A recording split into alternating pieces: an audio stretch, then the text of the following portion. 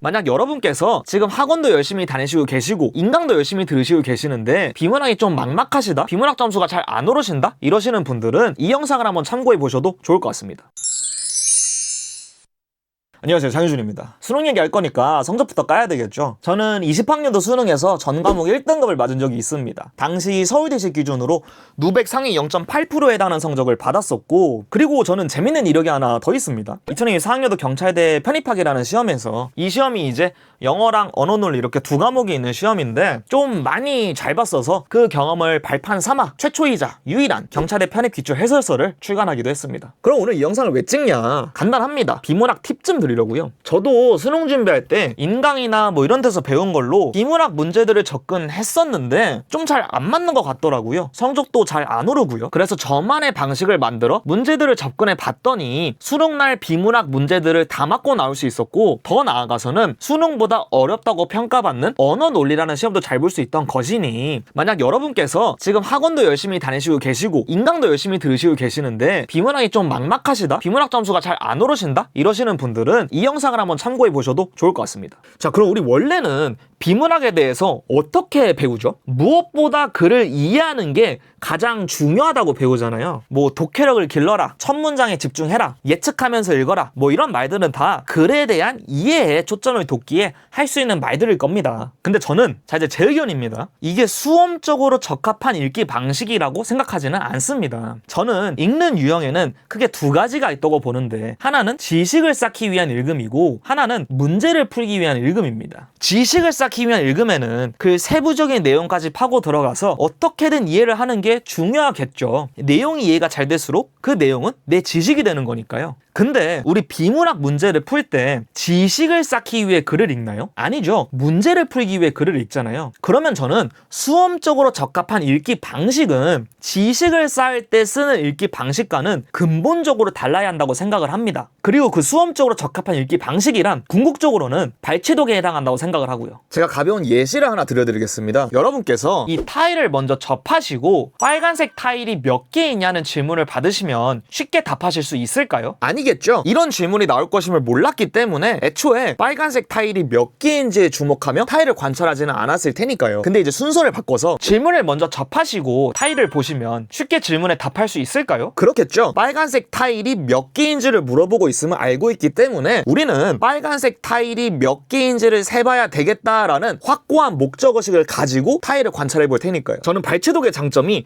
여기에 있다고 생각을 합니다. 문제와 선지들을 먼저 살펴봄으로써 그래서 필요한 부분만 쏙쏙 골라내 읽어낼 수 있다는 것이죠. 이렇게 되면 크게 두 가지 장점이 있습니다. 첫 번째는 문제풀이에 걸리는 시간이 비약적으로 단축됩니다. 이해 안 되는 내용을 애써 두 번, 세 번 읽어내기보다는 우리는 틀린 그림 찾기 하듯 선지와 글을 대조시키기만 하면 되거든요. 그리고 두 번째, 글이 간결하게 느껴집니다. 글을 읽을 때 문제풀이에 필요한 부분과 아닌 부분으로 자연스럽게 강약 조절을 하며 읽을 수 있으니 머릿속에 모든 내용을 담으려는 노력을 하지 않기 때문이죠. 제가 즐겨 썼던, 그리고 즐겨 쓰고 있는 발췌독의 방법은 크게 두 가지입니다. 하나는 선지 먼저 보기입니다. 선지 먼저 훑어보면서 어떤 소재가 나올 것인지 파악해 보고 글의 어느 부분에 집중하면서 읽어야 될지 시동을 걸어보는 거죠. 그리고 선지 먼저 보기는 또 다른 장점이 있는 게 글을 읽어보지 않아도 답이 될 것 같은 선지를 한번 파악해 볼 수도 있어요. 이 문제 같은 경우 적절하지 않는 것을 물어보고 있는데 5번 선지의 경우 이해가 일치할 때 기억 가치가 훼손될 위험성이 높아진다? 이건 상식상으로 좀 아닌 말 같잖아요. 그러면 글로 들어갈 때는 5번 선지가 적절하지 않을 근거만 찾아보겠다는 생각으로 들어갈 수 있는 것이죠. 또 다른 하나는 끊어 읽기입니다. 글을 다 읽고 선지들을 판단하기보다는 글을 끊어 읽으면서 판단 가능한 선지들은 제때제때 판단해 주는 것이죠. 구체적인 예시를 들려드리기 위해 저는 작년 수능 칸트 지문을 방금 말씀드린 두 가지 방법을 사용해 발췌독으로 어떻게 풀었는지 한번 보여드리도록 하겠습니다. 14번의 경우 선지들을 먼저 한번 보는 겁니다. 그리고 그냥 가볍게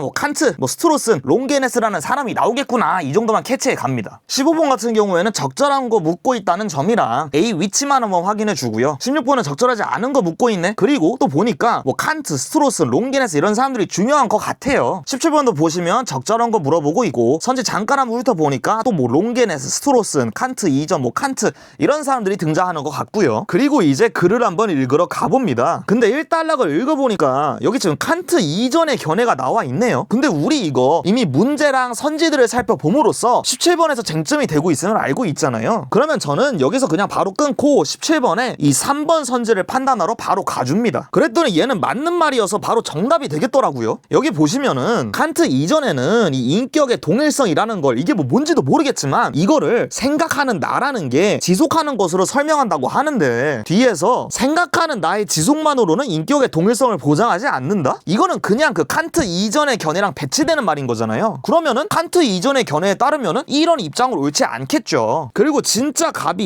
이렇게 주장했는지 확인해보기 위해서 보기를 잠깐 한번 훑어보니까 진짜 생각하는 나의 지속만으로는 인격의 동일성이 보장될 수 없다고 보고 있네요. 그래서 뭐 더 볼 것도 없이 17번은 바로 3번으로 답을 고를 수 있는 거죠. 그러고선 마저 또 글을 읽어봅니다. 근데 이 단락 내용이 너무 어려워요. 아니 뭐 대충 칸트에 대해서 말하고 있는 건 알겠는데 아니 뭐 정확히 무슨 말하는지 뭐 하나도 모르겠는 거죠. 그래서 저는 이걸 일일이 이해하려고 하기보다는 여기서 끊고 우리 14번 문제에서 칸트의 견해에 대해 물어보고 있는 거 알고 있잖아요. 그래서 그냥 바로 14번의 선지도를 한번 가보는 거죠. 그리고 선지에서 필요한 부분만 그래서 쏙쏙 골라내 읽어볼 겁니다. 그랬더니 1번 선지는 자기의식은 영혼의 실제를 보장하냐고 묻고 있는데 이 단락 다시 한번 보니까 자기의식은 영혼의 실장을 보장하지 않는다고 하네요. 그러면 1번 선지는 틀린 말인 거겠죠. 그리고 2번 선지는 생각의 구성은 시간의 흐름과 독립적이냐고 묻고 있는데 이건 아직 이 단락의 내용만으로는 판단할 수 없겠네요. 뭐 관련 내용이 없으니까요. 그리고 또 글을 마저 한번 다시 읽어보는 겁니다. 그리고 A에서 끊고 15번 답을 고르러 가보는 거죠. 어차피 15번 문제를 풀기 위해서는 A의 내용만이 필요한 걸 테니까요. 저는 이런 15번 같은 유형의 경우에는 바로 선지로 들어가기보다는 한번 답을 예상해보는 걸 좋아하거든요. 이 가장 적절한 걸 묻고 있잖아요. 그러면은 답이 될 수 없는 나머지 4개의 선지들 중에는 좀 애매하게 껴있을 수도 있는데 미리 한번 답을 예상해보고 선지들로 들어가 보면은 그 애매한 함정에 빠지지 않더라고요. 그래서 한번 생각해봤더니 뭐 어떤 질문이 적절할지는 딱히 떠오르는 바가 없는데 어쨌든 요 두 가지 의식의 뜻이 다르다는 거는 답에서 써먹고 있어야 되지 않나라는 예상을 해봤습니다. 그랬더니 그 내용을 제 예상을 담고 있는 선지는 1번 선지인 거죠. 여기에서 말하고 있는 요 개념이 A에서 말하고 있는 의식일 테니까요. 그래서 나머지 선지들의 힘 빼지 않고 바로 1번을 답으로 고르고 넘어갑니다. 그리고 또 마저 글을 읽어봅니다. 근데 얘도 뭐 뭔 말하는지 모르겠어요. 그래서 여기서 그냥 끊고 바로 또 14번에서 판단할 수 있는 선지 판단해주러 가줍니다. 그랬더니 2번 선지는 틀린 말이겠더라고요. 생각의 구성은 시간의 흐름을 따른다고 하니까요. 그리고 또 이제 다음 단락을 한번 읽어보니까 드디어 이제 스트로슨이라는 사람이 나오네요. 우리 뭐 선지들을 살펴보면서 또 스트로슨이라는 이름을 너무 많이 봤었죠. 그래서 얘도 뭐 또 짜르르 한번 읽어보고 굳이 막 이해 안 되는 내용까지 막 억지로 이해하려고 하지는 않았고요. 여기서 끊고 또 14번에서 판단해줄 수 있는 선지들을 판단해주러 가봤습니다. 3번 선지에서 자기의식은 인식을 가능하게 하는 조건이냐고 묻고 있으니 진짜 이런 내용이 있었는지를 확인해봐야 되겠다는 확고한 목적의식을 가지고 다시 한번 방금 읽은 단락을 살펴봤더니 자기의식이 인식을 가능하게 하는 조건이라는 칸트의 견해는 잘못된 거래요. 그럼 3번 선지는 틀린 거겠죠. 4번 선지 의식을 매개로 대상이 경험된다는 것은 과학적 사실이다. 이 말이 있었나 확인해보니 아니죠. 오히려 의식이 아니고 신체를 매개로 대상이 경험된다는 것이 과학적 사실이라는 것이죠. 그래서 4번 선지도 제끼면서 속어법으로 5번을 답으로 고를 수 있었습니다. 그리고 보니까 또 글 뒤에서는 이제 롱게네스로 주제가 넘어가네요. 그럼 지금 대충 칸트와 스트로슨에 대해서는 한번 다 읽어본 것 같으니까 지금 읽은 내용만으로 16번을 판단해 주러 한번 들어가 봤었습니다. 그랬더니 1번은 적절하죠. 자아를 인식하는 방식이 경험적 인식의 방식과 구별된다는 게 칸트의 견해라고 하니까요. 근데 2번이 적절하지 않은 겁니다. 자아에 대한 인식은 경험적 인식들로부터 추상화되는 거래요. 그러면 경험적 인식이 자아에 대한 인식에 의존하는 게 아니고 오히려 반대로 이 자아에 대한 인식이 경험적 인식에 의존하는 거겠죠. 그래서 바로 2번을 답으로 고를 수 있었습니다. 그러니까 저는 이 나머지 글은 뭐 읽어볼 필요도 없었던 거죠. 네, 이렇게 제가 생각하는 수험적으로 적합한 읽기 방식인 발췌독에 대해 개론적으로 말씀을 드려봤습니다. 근데 높아짐을 말씀드리자면 저는 발췌독이 무조건 정답이야 라고 말하는 게 아닙니다. 세상에 정답이 어디 있겠습니까? 제가 제일 경계하고 싫어하는 게 무조건 이렇게 해야 돼 라고 말하는 거거든요. 그래서 발췌독이 무조건 정답이야 라고 말하기보다는 정말 많은 강사와 사람들이 발췌독을 하지 말라고 얘기하고 있는데 발췌독도 훌륭한 대안이 될 수 있어. 그래서 기존에 배운 방식으로는 비문학 점수가 안 오르고 있다면 발췌독을 한번 시도해봐도 괜찮아 라고 말하고 싶어 했다는 것으로 이해해 주시면 좋을 것 같습니다. 네, 그러면 저는 오늘 영상은 이 정도로 마치고 또 다음 영상으로 돌아오도록 하겠습니다. 고생하셨습니다. 감사합니다. 그리고 여러분이 고3이시든 N수생이시든 수험생활 진심으로 응원합니다. 여러분들 다 잘 될 거예요.